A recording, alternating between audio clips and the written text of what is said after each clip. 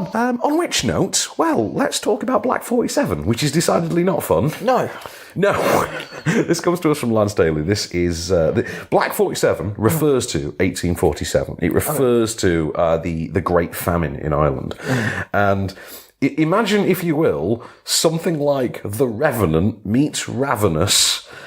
You kind of on the right lines. Starring Hugo Weaving and James Freshwell. So, this is not an easy sell, but actually a very good film. Oh, wonderful. And also, amazing cast. Like, anyone who's ever even vaguely been in an Irish movie is in this movie. Plus Hugo Weaving and an Australian lead. But other than that, so the idea is you've got a deserter, a soldier who has just abandoned his platoon, who speaks only in his original tongue, his original Celtic Gaelic tongue. Okay. So, this is set during, a point when the Brits have a certain level of control that will become controversial in decades successive to this, obviously. And the idea is you've got a wandering deserter who has come home. He only speaks his native tongue. He's very fiercely patriotic. He's returned to find that his country is not how he left it. The Brits have run everything into the ground. Everyone's starving. No one can afford to live in their own home. His brother is dead. His mother is dead. 3 guesses who killed him, by the way. And he decides to go out for a little bit of revenge, as it were. But it turns out that the English have a soldier in their employ, an enforcer in their employ, played by Hugo Weaving, who was this man's commanding officer in Afghanistan. And he is sent as part of a unit that also includes Barry Keoghan, which suggests this might have been filmed a few years ago, by the way, because he's noticeably younger and not any kind of a focus. So this is obviously pre-Dunkirk. They are sent to, track him down, and I'm not going to spoil it for you, because obviously there are twists and machinations. The two parties will join forces at a point, as these stories always do. Here's a clip. I understand that it may further bolster your sense of injustice to blame me for your brother's demise. But I do not cause the crops to fail, and I am not responsible for people breaking the law. I am merely a servant of the court. I bid you good day.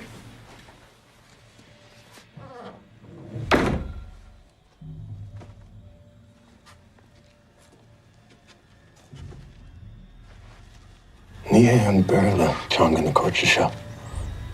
Tatukushi and Numaro Mayirahar, Mihalo Fine. Kehui, Flidanantu. So it's a light-hearted family comedy. Yes, indeed. Yes, it's the ultimate rom-com. This is savage. I mean, it's awesome. But, I mean, I really went back to Ravenous. That's kind of where it took me with that really dark, gristly, in the woods, dirty, muddy, sort of a violent, hyper-violent film. Yeah. This is just raw as hell. I mean, it's got genuine depth to it. There is a line, I pulled this up from, this is actually on his Wikipedia page, and I was astonished by this, but Stephen Ree, who has a role in the film, brought up, and I'd never considered this. It's actually kind of strange that a film has never been made set during the Great Famine. Yeah. That one seemingly passed Hollywood by for what, a century? Yeah. Yeah. So in the 120 years or so that we've been making films, it turns out this is an entire element of history that we've just never captured. And it is right, because, like, as an English person, I don't know an awful lot about the Irish Famine. Yeah, because it's not something we're taught in school. So obviously, we're the bad guys, so we don't get taught. Yeah, but I mean, the Germans do get taught about World War II. I mean, if you really want to go down that route, then yeah. But we don't come off well. But then again, we do learn about India, and we weren't exactly sparkly there. No, although we did kind of invent the G&T. So swings and roundabouts. Anyway. Yeah, I'm sure that's how they see it. Yeah, that's exactly how the Indians see it. I can attest, I'm sure. And I've heard far, far worse from Indian friends of mine, trust me. They really love to lay that one on. They will guilt trip you. It's great. Anyway, so Hugo Weaving. Standard Hugo Weaving performance. This one, I think, it's a bit more of an earthy performance than you would expect from him. It's a little bit more on the internal, on the soulful level. But Freshville, who I was shocked to learn is Australian, is just tremendous in this. This dude he's like a Hulk. He's just dead eyes, big bushy beard, just silently walk up behind gonna snap you like a wishbone. Yeah, Michael Myers style, this dude can just silently walk up behind you and snap your neck. You feel every ounce of the hate that runs through this guy. It's great. I had a tremendous time. I think Lance Daly has made this thing look incredible. The story is gripping. There's a hell of a cast. Like Jim Broadbent turns up. Stephen Reed, Keane I mentioned. You know, there's a great cast in that, and they're all doing their best. And I'm a bit out of love with Jim Broadbent at the minute because of King of Thieves, which is terrible and no one should ever see it. Look forward to the box office top 5. Sure. But other than that, yeah, I mean, I had a great time with this. I thought this was tremendous. This is... You know, it's a gristly, investable, unmissable film. The title, I think, is a bit weird because it kind of suggests like Black 47 sounds like a sci-fi movie. I mean, to me, this is a film which I almost ended up in yesterday. Oh, you didn't you? Yes, you went to the wrong Because I went to the wrong screening cinema.